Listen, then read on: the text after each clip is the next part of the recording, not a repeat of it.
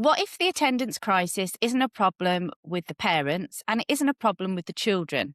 What if the real breakdown is that our school systems are built to chase compliance, but our children and young people just want to feel a sense of belonging?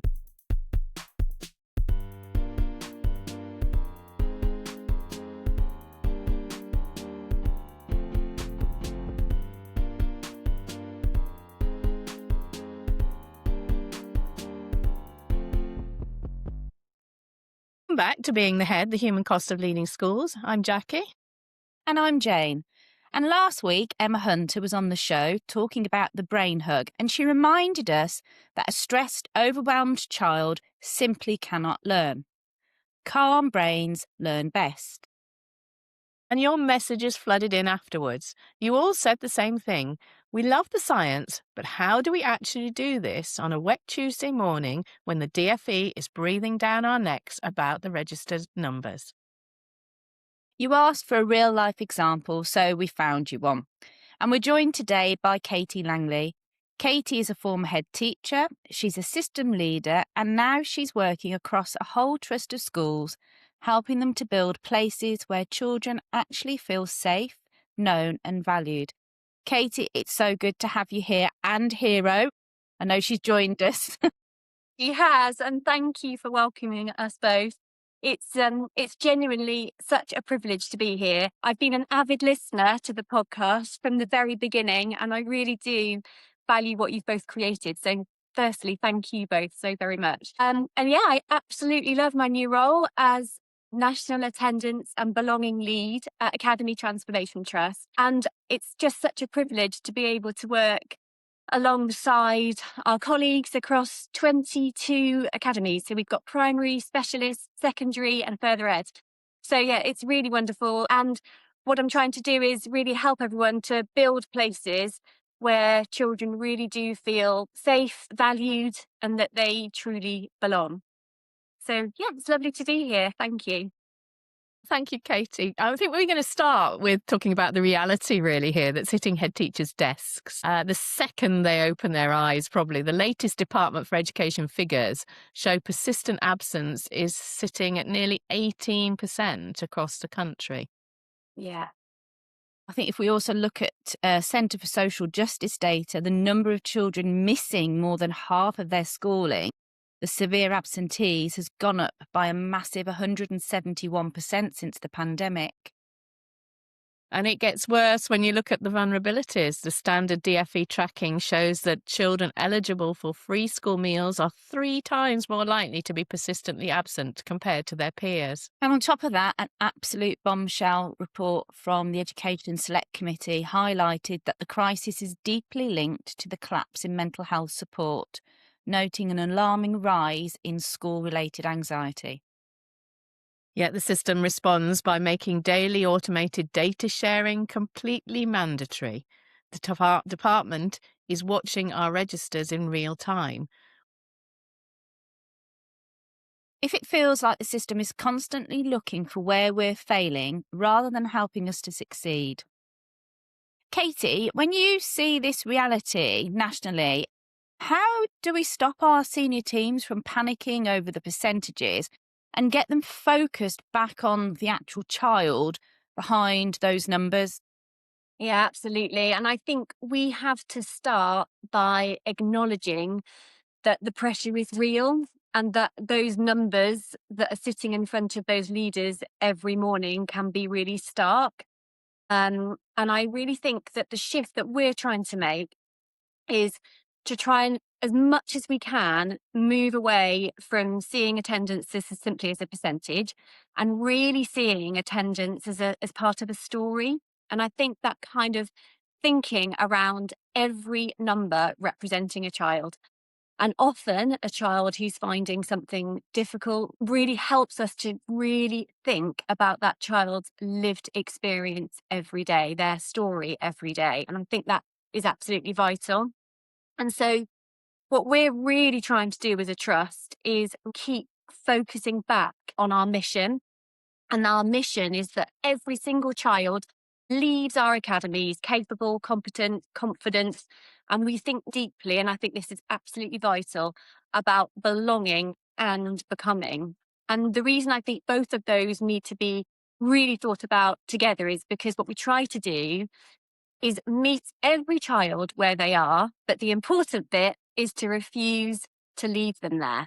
And that then we work tirelessly, we work relentlessly with attendance, because it can feel relentless, can't it? To give them both those roots in their community, and that transformational education needs to be completely rich and diverse so that it recognises everyone's unique talents and passions. And I think when you come back to that and think about belonging and becoming, I think that really helps you to think about those pupils, those children individually.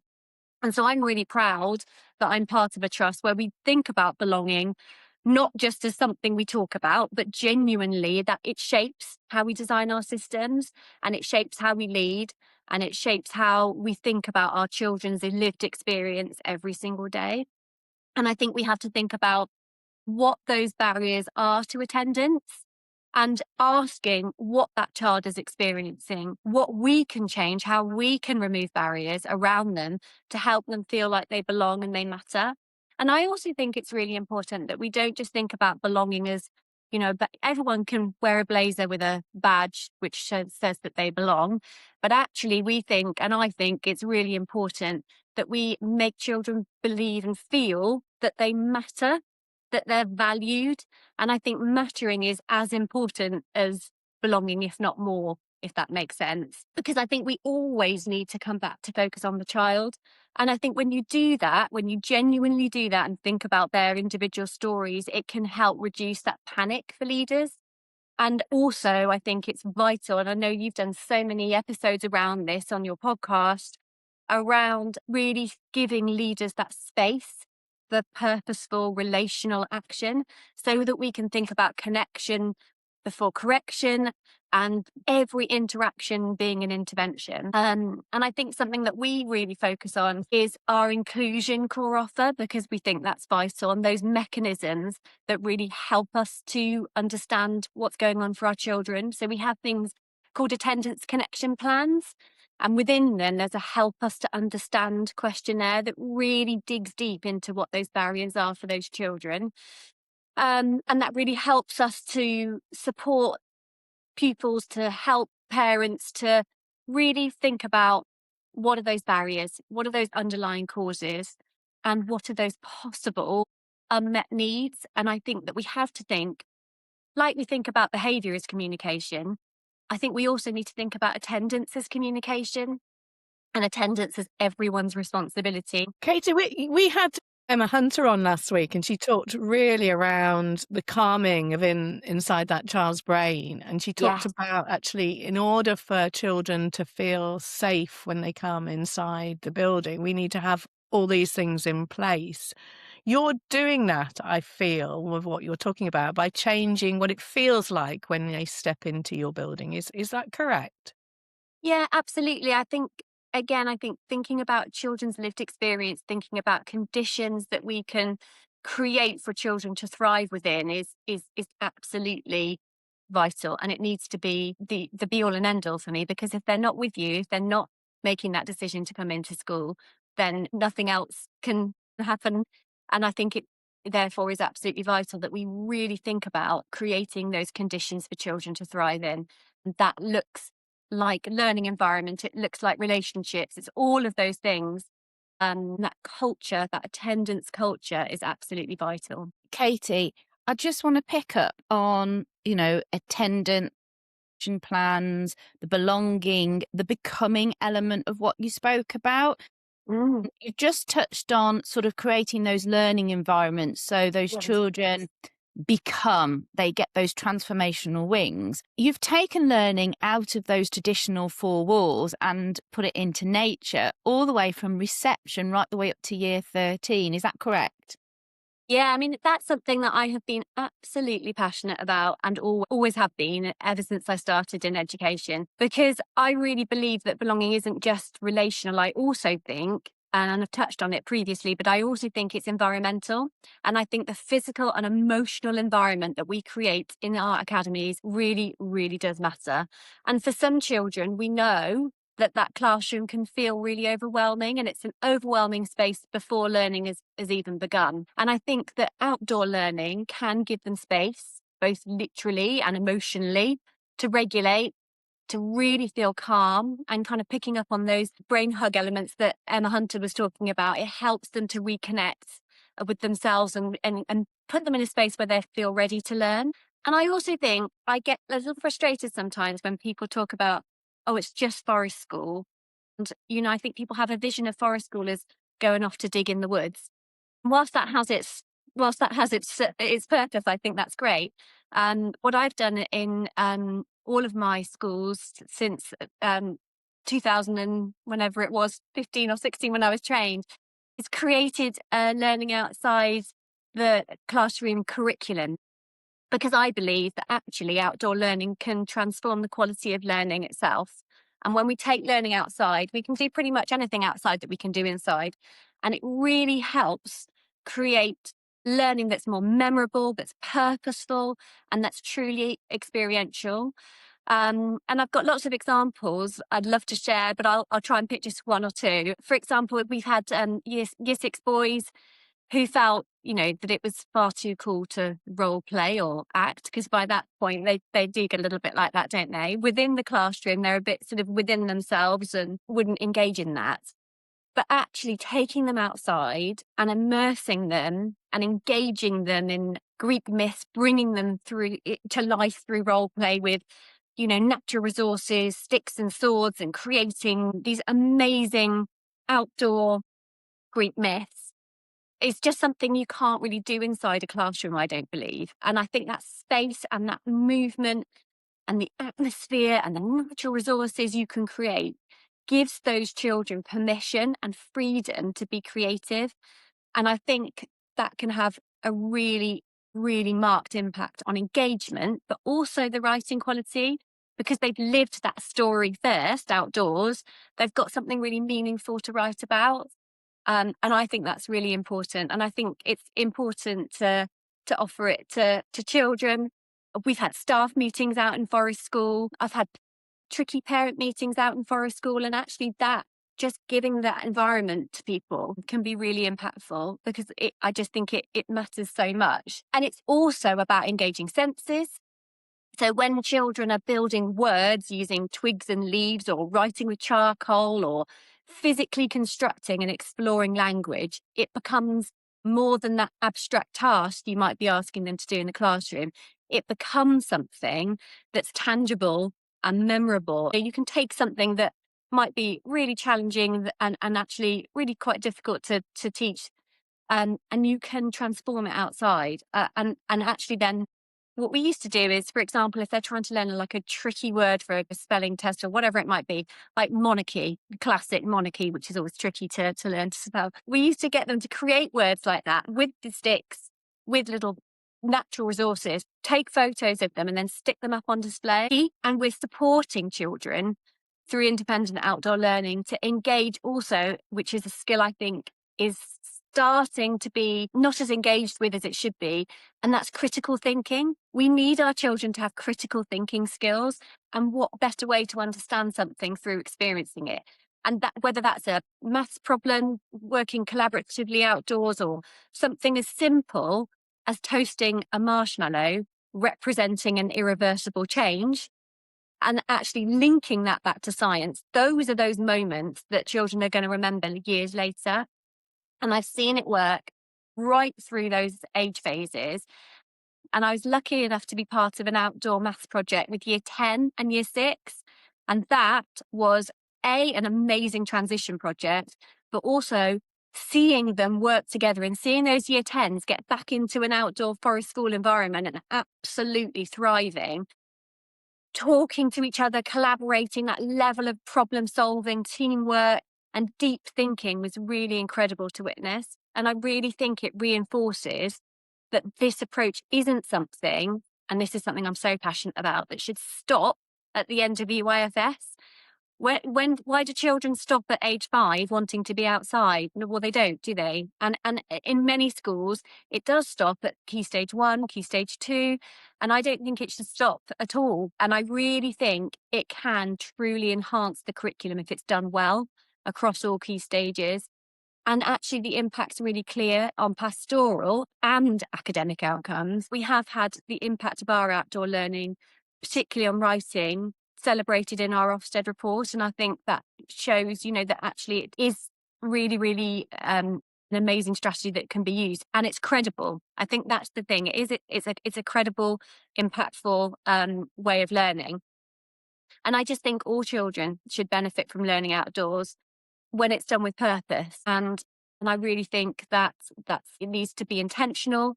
We're not taking learning outside just to be a novelty. We're doing it because we know it removes barriers, it unlocks creativity, and it develops that critical thinking and allows children to really experience learning in a way, and I think this is so important, that helps them feel successful, engaged, and ultimately that is what fosters that true sense of belonging. Katie, you can hear the passion in your voice when you talk about outdoor learning. It's very strong. It's very strong. And your knowledge of that and how you set it up within the trust is phenomenal. And I can see why you're reaping those rewards in that area, which is a real credit to you and your team for doing that. It is creating those calm spaces, especially for when the children are struggling.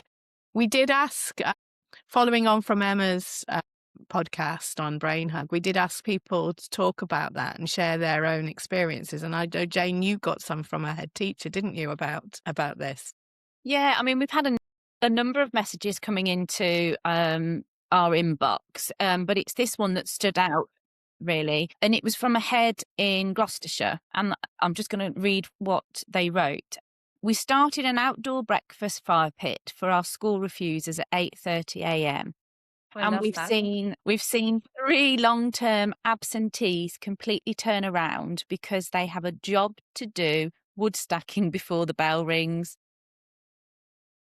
I think it's something as just as simple as that. It's that sense of being valued, having a sense of purpose. Yes. It's wood stacking, but actually those 3 pupils have that sense of feeling valued, that they now actually want to come to school. Yeah. And Katie, I think this links really lovely to the work that you've been doing with Hero. Now, we've lost Hero, but those of you who wanted to watch on YouTube, they will see Hero at the start. But I think, like everybody, his attention span has disappeared. At 20 minutes, she's had enough, hasn't she? But you've been taking her into schools for 7 years now, and even Ofsted noticed her impact on attendance and calming children down, which is phenomenal, isn't it? And I think the cynic, and I'm not a cynic, but I know a cynic might look at a school dog as a bit of a gimmick. And I know it's something we spoke about before we started recording the podcast, that actually it isn't, Hero is a service dog, a working dog. But practically, what does Hero actually do at 8:45 in the morning on a school day when a child is in meltdown at the school gate and is point blank refusing to walk through? Yeah, absolutely. And I think you're right. It can be seen as a gimmick or a distraction, I think is sometimes. And I think it's like everything, actually, when you see it in practice, you see the impact it has. And so to take your example, Jane, for a child who's overwhelmed at the gate, that moment of connection, we know, can then completely change the trajectory of the day. So it's so important that we get that right. What it might be with Hero is just a little pause by the gate. She would often be standing on the gate with me as children came in. It might be a little stroke. We used to give, you would have seen at the beginning of the podcast if you were here, she's a big black Labrador. And so she would give Hero hugs. And actually for little children particularly, having that kind of regulation of a big hug, which she's been trained to kind of accept and kind of co-regulate almost with children. That's the beauty of the training and how powerful it can be. And so those Hero hugs, those strokes, there's evidence and research which shows they actually help just release a bit of serotonin, and that really helps children to sort of regulate before they even cross the threshold into the school. And also sometimes we would offer an opportunity to share Hero's lead, and that kind of almost that bond of holding a lead is really helpful. And then walking into school with me or with whoever's with Hero at the time. And that's something that has really helped regulate nervous systems for children and helps them often just to feel safe enough to kind of come in and cross that threshold. And we often talk at ATT, we often talk about soft starts. And those are sort of those key transition points in the day where things can go either way.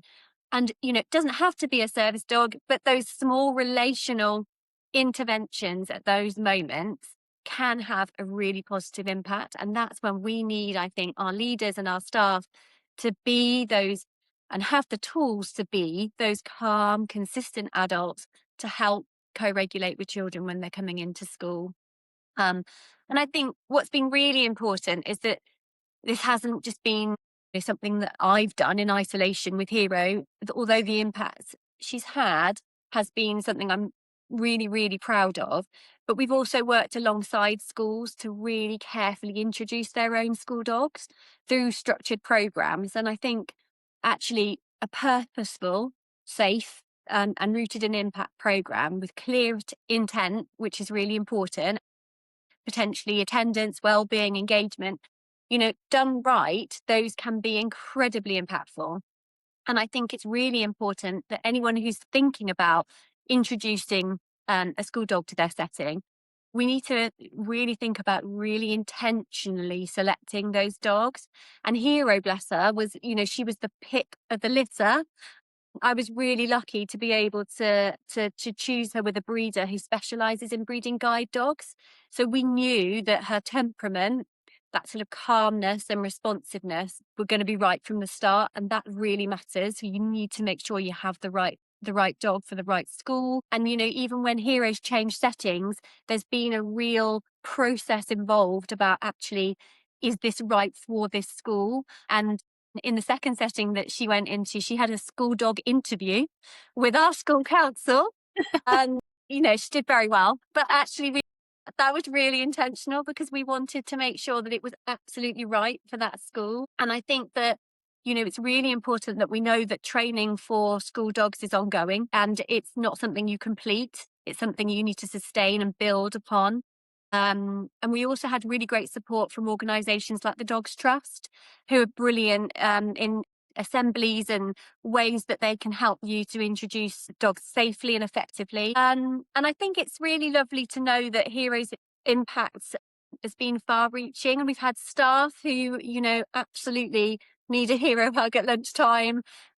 We know that children and even parents have had that sort of strengthened feeling of community because she brings that with her. And I think that we really made it clear that everyone had a share in ownership of her. And I think that's really vital. She's I think her role is really powerful. And I think that we've had pupils reading with her, and where that calm, non-judgmental, really builds that confidence and fluency in reading without fear, or simply, having Hero alongside them, creating that space for children.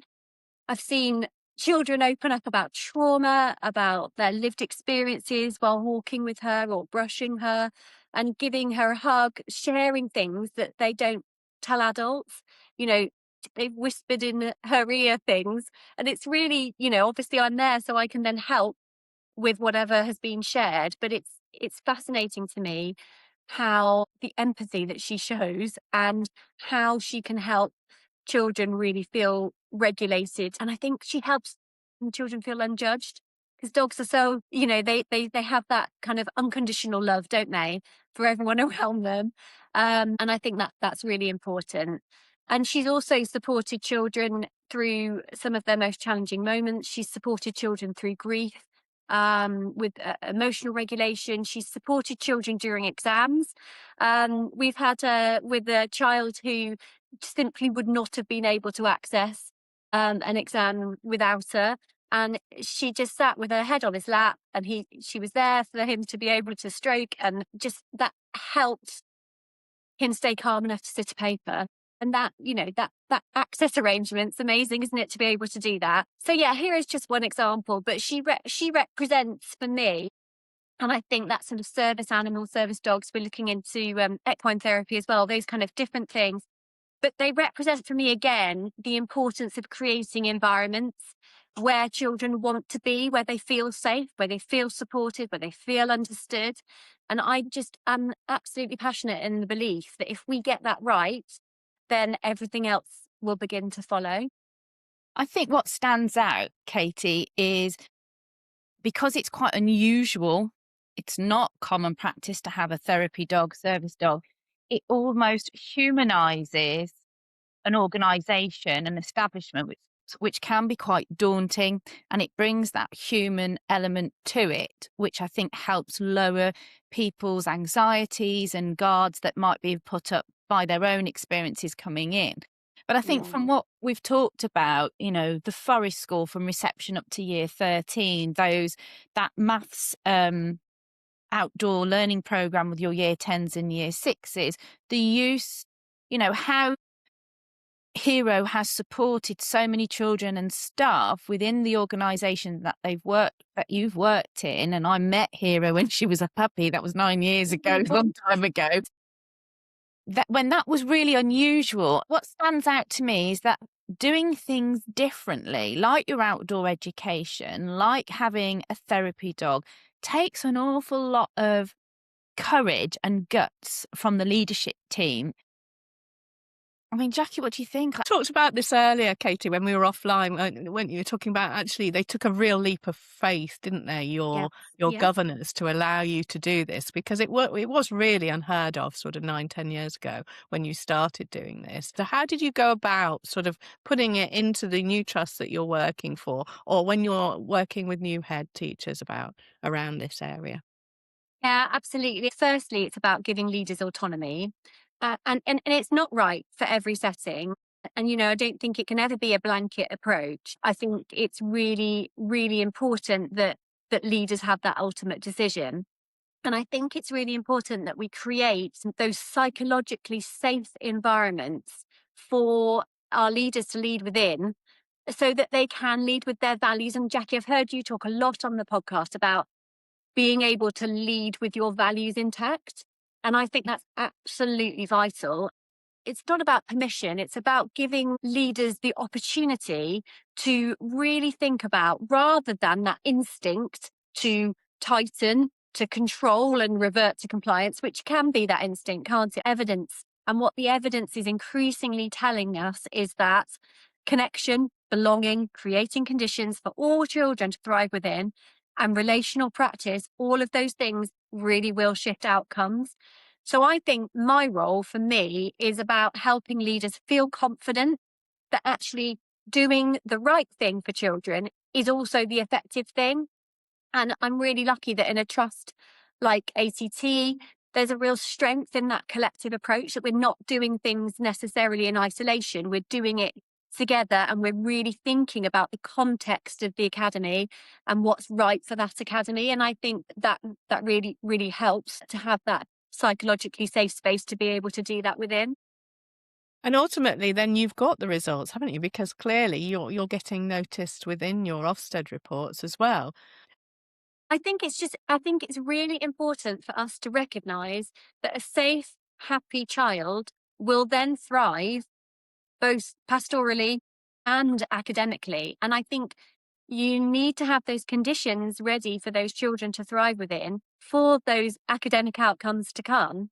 I think you have to focus on that child and their personal development first. Getting those conditions right for them is absolutely vital, because, like we said at the beginning of the podcast, if they're not there, then nothing else can follow. So you've got to create those conditions to get them in the building or outside the building, or where you look at it, so that we can actually, help engage them with their learning. And we want to make that learning irresistible, so that they want to come in and they want to be the best they can be, and they can absolutely then thrive, within the setting. And yeah, totally agree with that. Yeah. Katie, I want to take you back to your own start of your career. And we do a section now called If I Only Knew. Okay, so Katie, if you could sit down with yourself on your very first morning as head teacher, knowing everything you know now about how challenging this job can be, what one piece of advice do you wish you could whisper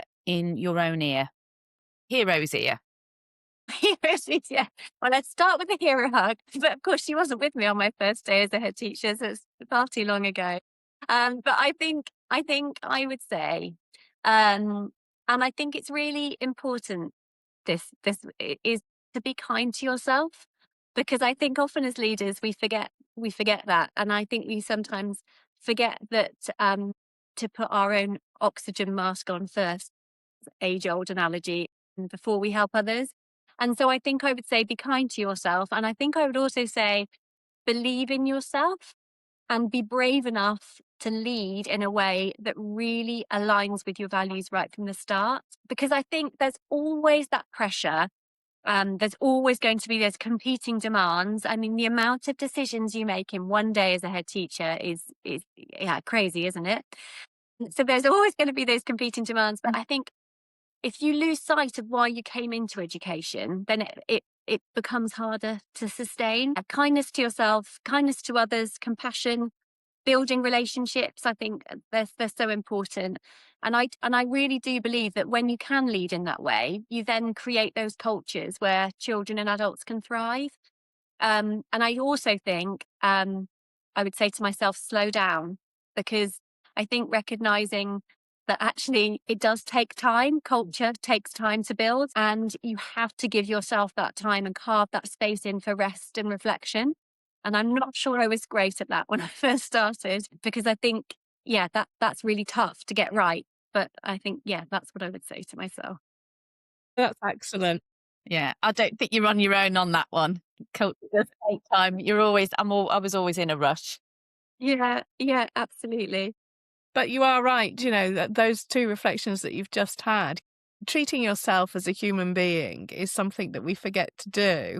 That Yes. actually, in order to lead, we need to be caring for ourselves. And I think, a lot of people go into it and think that they have to be the person that is that rock steady person all the time and has Yeah. all the answers. And actually admitting that and going back to your core purpose, I think is vital when you start. What is the reason you went into this? Because that will drive you on your dark days, and there will be ones where there are really tough days, won't there? But there'll Yeah. also be those joyous moments from headship. Yeah. Let's move on to our quick takeaways. So just one practical thing a leader can do this week. Jane, what about you? Okay, I think for me this week, I think look at your calendar for next week. Delete 1 hour of staring at an attendance spreadsheet and go and stand in your outdoor space or school field and just watch how your most complex children breathe differently when they have an open space around them. I think I saw that during COVID when we were going in, and we spent every hour outside that we could. And to see those children bloom and blossom it was just amazing. It was one of those moments. What about yourself, Jackie? I think when I used to stand on the gate, and I think every morning I would stand and welcome my children to the school. There were the ones that used to slip through the net where I would pick up on something like the uniform rather than saying something like we were glad that they were here. And I think if I had more focus and more knowledge about the language I used on the gate, I think I would have flipped that more and not focused on things like uniform. So I think if they could do that this week, just focus on what language you're giving to those children when they turn up at the day. And I know from my son's experience, what he gets is about uniform. And he's often borrowing uniform because he's forgotten something. But if that's the focus, I mean, I don't know whether there is anything else, but from a parent's point of view, that's what I hear at secondary is more about the uniform, where I would like to see and I would like to think that we could think more about the language we're using to welcome people to school. No, no, no, no. Katie, what about your one sentence practical tip for a leader wanting to make their school a little bit more where children feel they are belonging and mattering? Yeah, so mine is similar to yours, Jane, really, but I think it's really important. I'd like a leader to take a moment tomorrow or whenever they can to go outside and just notice the environment out there and think about their most vulnerable children and think about whether they could make one small change to the learning environment outside that would strengthen a sense of belonging for that child or a group of children. It could be that they identify a perfect outdoor learning space or the perfect spot for a sensory garden or a way that they could take a math lesson outside or whatever it might be.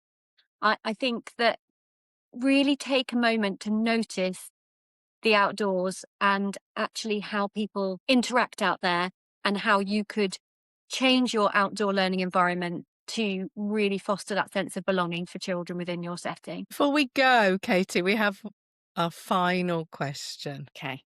So, what is the piece of your own identity that you have had to quietly lock away in order to be seen as a successful professional leader? And is the cost of keeping it hidden still worth it? Well, it's a big question, that, isn't it? I think it is a big question. And I really think that earlier in my leadership career, I did feel that I had to dial down sometimes my natural instinct to lead with empathy and kindness.